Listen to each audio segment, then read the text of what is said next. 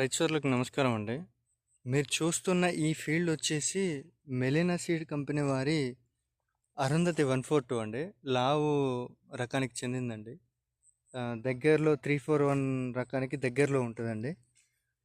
మెలినా అరుంధతి 142 అండి. మీరు చూడొచ్చు, చాలా మొక్కలు మంచి పూతకు వస్తున్నాయండి. ఈ స్టేజ్లోనే పూత దిగి ఒక కాయ కూడా పడుతుందండి. పచ్చి కాయ వచ్చేసి కొంచెం చిలక పచ్చ కలర్లో ఉంటుంది.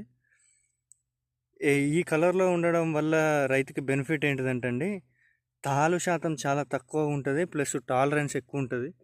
హెవీ టాలరెన్సు, అసలు వైరస్ అనేది చాలా తక్కువ కనిపిస్తూ ఉంటుంది.